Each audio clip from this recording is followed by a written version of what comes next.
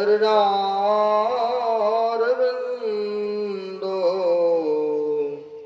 नमो नमस्तुते।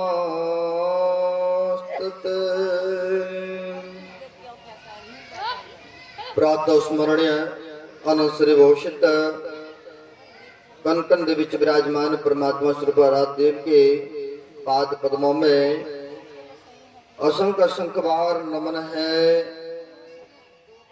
बिहार प्रांत से चल करके आए हैं हम लोगों के बीच मछुआरा साहब इस महावीर कॉलोनी में पूज्य महाराज श्री जो कि कष्टों को या सर्दी के मौसम को झेलते हुए भी हम लोगों को दर्शन एवं अमृत में वाणी सुनाने के लिए पधारे हैं।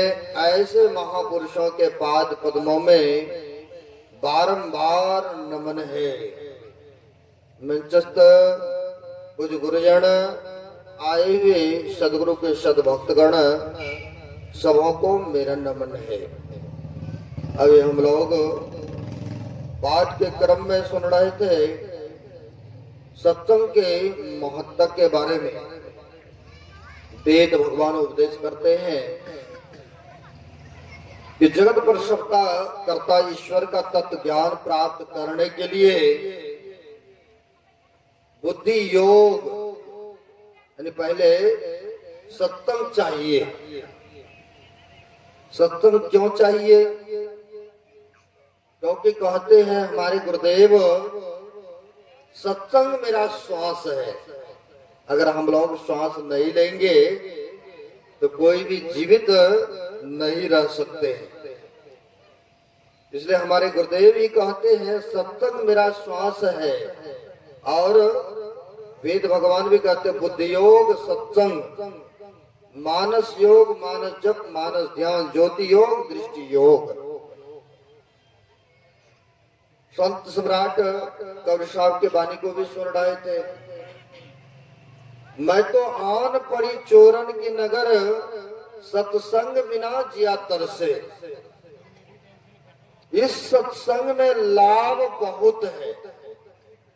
महापुरुष कहते हैं कि सत्संग में आने से लाभ बहुत है, थोड़ा नहीं बहुत कई गुना। फिर कहेंगे लाभ तो दिख नहीं रहा है, कहते हैं बहुत लाभ है। मैं नहीं कह रहा हूं, संत सम्राट कबीर साहब कहते हैं इस सत्संग में लाभ बहुत है। अब काम काज करते, मजदूरी करते या दुकानदारी करते तो उसमें तो लाभ आपको दिखता कि 2 रुपया 100 रुपया बचा या लाभ हुआ। लेकिन आपने अपने काम काज को छोड़ करके आप लोग इस पंडाल के अंदर बैठे हैं, अब फिर लाभ तो है ही नहीं, दिख नहीं रहा। फिर कहेंगे लाभ तो नहीं, क्योंकि बाहर की लाभ चाहिए ना। लोग यही देखते हैं कि हमें लाभ होना चाहिए, कैसे इनकम हो। लेकिन यहाँ पर महापुरुष कहते जो यहाँ पर आने से लाभ, जो आपको यहाँ पर आने से प्राप्ति होगा, कहते संसार के कोनों कोना में चले जाएं, बद्रीनाथ केदारनाथ या तीर्थों में कोई भी धामों में चले जाएं, कहते जो इस तीर्थों में आने से लाभ होगा ना, अन्य तीर्थों में जाने से लाभ नहीं मिलते हैं। संत सम्राट कहते हैं इस सत्संग में लाभ बहुत है। अब कहेंगे कैसे लाभ बहुत है? इसको मैं शॉर्टकट में दर्शाना चाहूंगा, दिखाना चाहूंगा आपको कि सत्संग में आने से लाभ कितना होता है। पंजाब में जहां पर हम लोग रहते हैं 10 गुरु हो गए, आपको पता ही है, गुरुओं की नगरी है ये। प्रथम गुरु हो गए गुरु नानक देव जी महाराज। नानक देव जी महाराज अपने शिष्यों मंडली के साथ, शिष्य बाला और मर्दाना थे, इनके साथ में भ्रमण सत्संग कर रहे थे। क्योंकि संत महापुरुष तो परोपकारी होते ही है ये संत जो इस धरातल पर आते हैं ना, वो संसार के कल्याण करने के लिए संत उदय संतत सुखकारी, अब 20 सुखद जिमे इंदु तुम्हारी। कहते विश्व का कल्याण करने के लिए संतों का अवतरण होते हैं। दिन में सूर्य देवता निकलते हैं, संसार को प्रकाश करते हैं। रात में चंद्रमा निकलते हैं तो वह रात्रि को प्रकाशित करते हैं। लेकिन सबका समय बांटा हुआ है। लेकिन संत उदय संतत सुखकारी, 20 सुखद 20 सुखकारी, यह विश्व के कल्याण के लिए संत महापुरुष इस धरातल पर आते हैं। उसी परंपराओं में गुरु नानक देव जी महाराज अपने शिष्यों के साथ भरमक सत्संग कर रहे थे। एक शहर के पास में बहुत सारे पब्लिक कट होकर के पैदल यात्रा करते हुए सत्संग में जा रहे थे, क्योंकि पुराने जमाने में गाड़ी घोड़ा सुविधा नहीं थे। अब ना गाड़ी घोड़ा के दिखते हैं। बहुत हमारे श्रद्धालु भक्त हैं, मोटरसाइकिल से सुबह सुबह आ गए कहाँ इतने दूरों। लेकिन उसमें पुराने जमाने में पैदल यात्रा हुआ करते थे। बहुत बुजुर्ग जन बैठे हैं, कहीं जाना आना होता होगा ना तो पैदले चलते होंगे। और जिनके पास में पालकी सुविधा, हाथी घोड़े की सुविधा होते होंगे, जो पैसे वाले होंगे तो उस पर चल करके सवारियां करते होंगे। लेकिन अधिक तौर पर तो पैदल ही होते थे। तो बहुत सारी पब्लिक पैदल यात्रा जा रहे थे। सज्जन पूछते हैं, इतने सारे इकट्ठा होकर के कहाँ जा रहे हैं आप लोग? कहा सत्संग सुनने जा रहा हूँ। बड़े पहुंचे हुए संतों का पदार्पण हुआ है। उनके दर्शन, उनके प्रवचन सुनने से बड़ी आनंद मिलता, सुकून मिलता है। उस व्यक्ति ने कहा, क्या हम भी आपके सत्संग में जा सकता हूँ क्या? हमारे गुरु महाराज ने कहा, जितने मनुष्यधारी है प्रभु भक्ति कर सकते सभी, सबके लिए सम्माननीय है। यहाँ पर कोई जाति पाति, कोई ऊंच नीच के भाव नहीं, कोई भी संप्रदाय की बातें नहीं है यहाँ पर। यह तो संत मत समुद्र मत है। कहा चलिए, ले गए। सोचा कुछ काल के लिए हाजिरी लगा लेते हैं। गए तो बड़ी आनंद मिला, सुकून मिला उनको। कोई भी काम करते हैं ना, आपको अगर आनंद मिलता है तो बार बार करने के अंदर से प्रेरणा देता नहीं।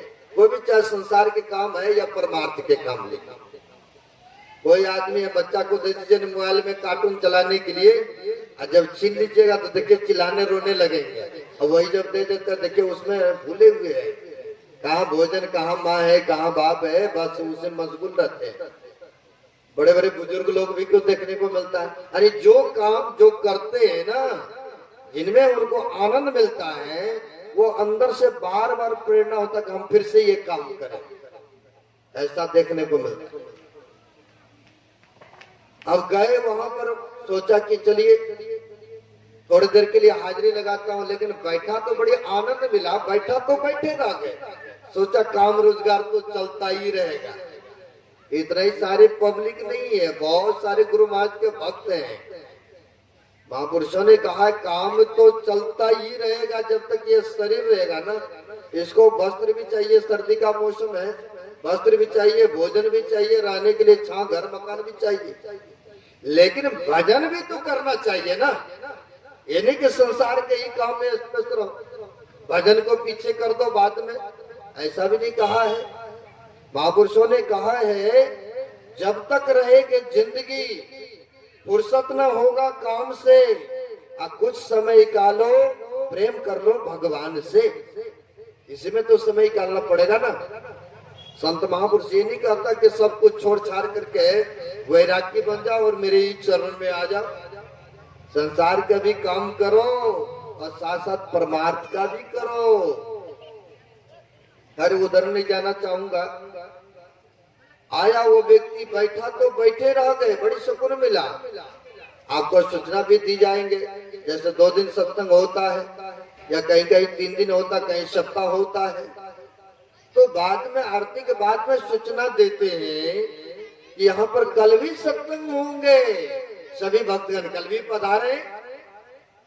अब उनके भक्तों के मन में हुआ कि हमारा बचपन का मित्र कभी साधु महात्मा का दर्शन नहीं किया है, कभी सत्संग में नहीं गया है, क्यों नहीं उनको भी कल ले आएंगे, हम महापुरुष का दर्शन करेंगे, इनका भाग्य उदय हो जाए। जो भी अपकर्म बना है, अशुभ बना है, संत महापुरुषों का दर्शन सत्संग सुनने से इनकी बधाई कट जाएंगे, जो भी जीवन में अशुभ कर्म बना है वो खत्म हो जाएंगे। लो जी, उनकी ऐसी भावना था, वो आए और मित्र के घर में चले गए। मित्र से निवेदन करते हैं कि मित्र, बड़े पहुंचे हुए संतों का पदार्पण हुआ है, आप चले सत्संग सुनने। अब वो व्यक्ति को निवेदन करते हैं, एक सज्जन मित्र, लेकिन कहते हैं ना, सबको संत महात्मा का दर्शन या वाणी सुनने को भी नसीब नहीं होते हैं।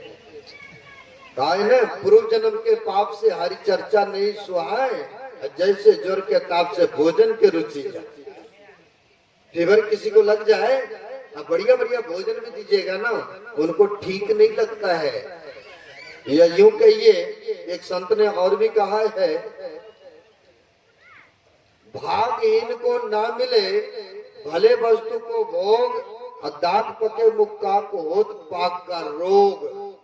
भागहीन व्यक्ति को भी संत महापुरुषों का दर्शन या प्रवचन सुनने को नहीं मिलता। अब निवेदन करता है जो सज्जन व्यक्ति था, धार्मिक था, मित्र चलिए सत्संग में। कहा सत्संग में जाने से क्या लाभ मिलेगा, क्या फायदा है, जिनको खुद का ही नहीं पता है, आज यहाँ कल वहाँ है, सत्संग में जाने से क्या लाभ। कहा मित्र, बड़े पहुंचे हुए संत हैं, दर्शन से वाणी सुनने से बड़ी सुकून मिलता है, आनंद मिलता है, इसलिए चलिए। कहा नहीं नहीं, कुछ नहीं मिलने वाला, काम रोजगार करो, 2 पैसे जेब में आएंगे। यानी सोच अपनी अपनी होते हैं ना सबका। बहुत आग्रह निवेदन किया, कहा थोड़ी देर के लिए चलिए, बेशक हाजिरी लगा लीजिए। कहा अच्छा, इतना ही निवेदन करते हैं तो प्रातः कालीन होगा ना, तो ठीक है चलेंगे। इतना आश्वासन मिला, अपने अपने घर को चले गए दोनों मित्र।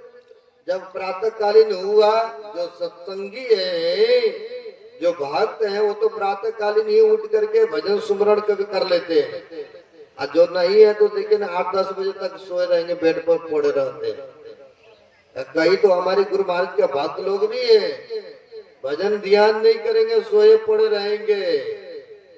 लेकिन कहते जो इस समय का दुरुपयोग करते हैं, गुरु महाराज की वाणी में है, समय गया फिरता नहीं, जो समय चल जाएगा ना वो लौट के आने वाला नहीं ले। इसलिए कहते उस समय का सदुपयोग करना चाहिए, अन्यथा दुरुपयोग नहीं करना चाहिए। जो घड़ी मिला है सुमरन भजन करना चाहिए समय निकाल कर।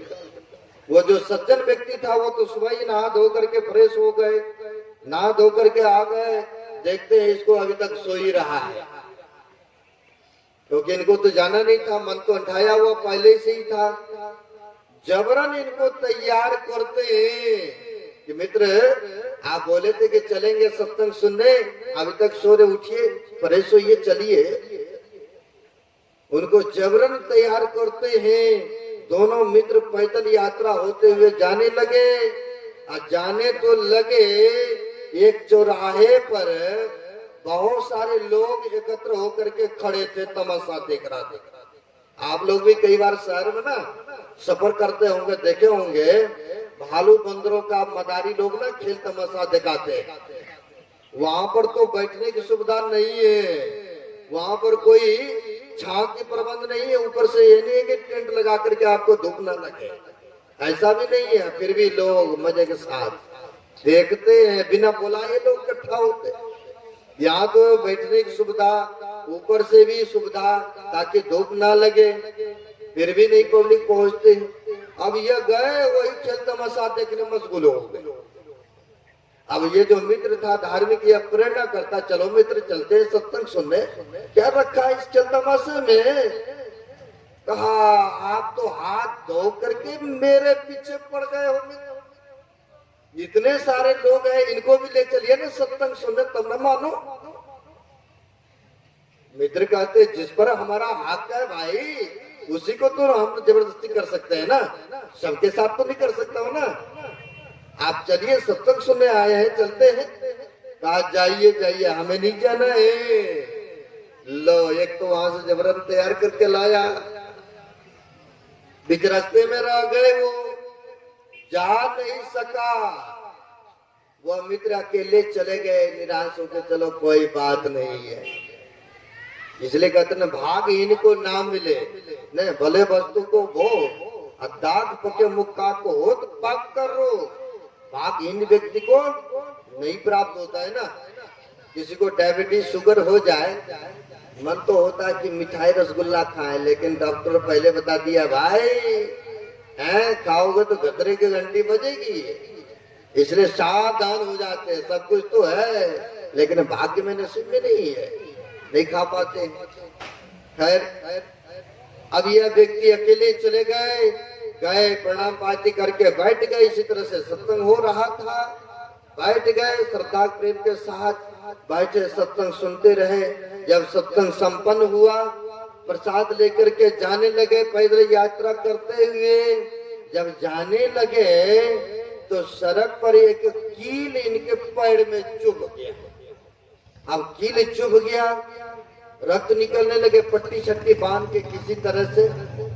जो मित्र खेल तमाशा देख करके लौट रहा था तो उन्होंने देखा जमीन में गाड़ा हुआ एक मटका, मटका में राख, राख में भी उसको इकाला, उस राख के अंदर में एक सोने के सिक्का इनको मिल गए। बड़ा खुश हुआ।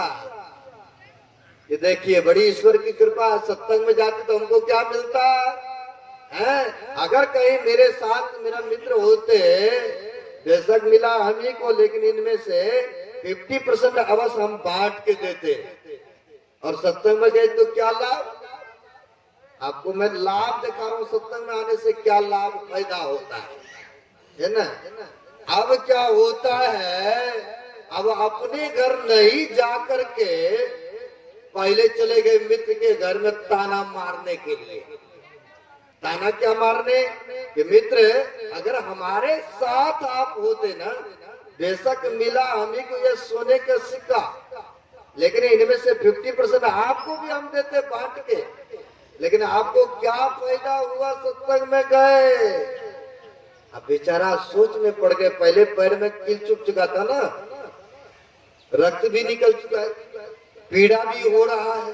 अब तो बेचारा अफसोस करने लगे कि हमने साधु संतों का दर्शन किए, सत्संग सुने, कभी किसी का मैं दिल नहीं दुखाता हूं, जहां तक होता परोपकार करता हूं, अब फिर भी हमको यह कष्ट दुख हुआ, ये ठीक नहीं लग रहा है ने?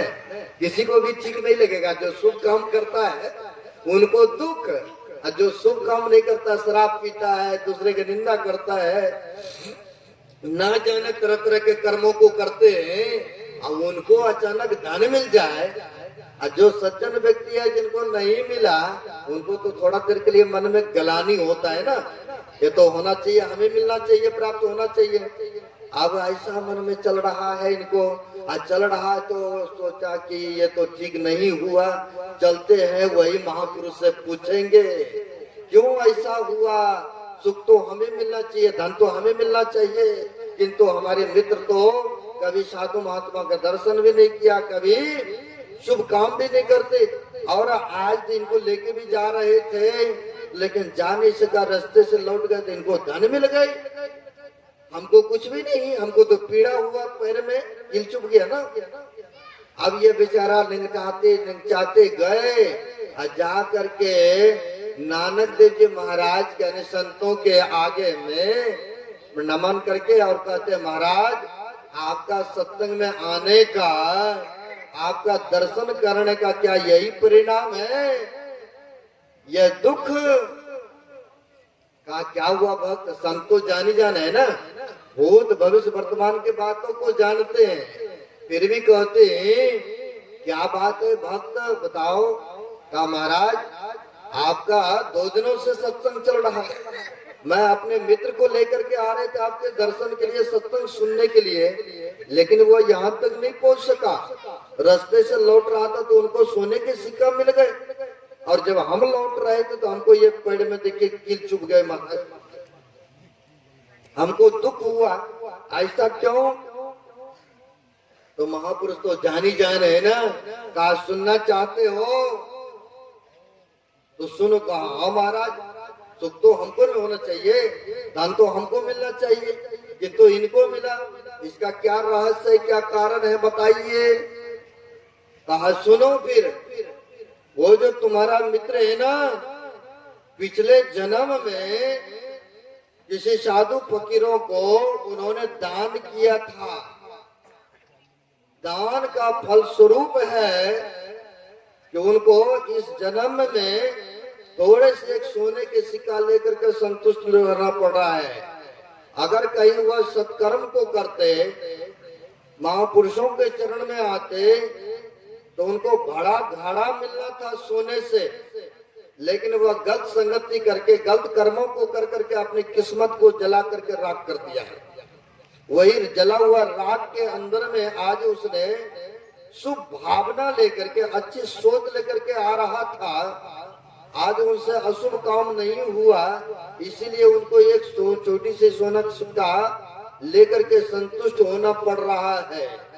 रही बात तुम्हारी, अगर तुम मेरे सत्संग में नहीं आते, 2 दिनों से आ रहे हो, अगर तुम कल मेरे पास सत्संग में नहीं आते तो तुम्हारी मृत्यु था मृत्यु, लेकिन मैंने एक कील चुभा करके तुमको हम मृत्यु से दूर कर दिया हूँ,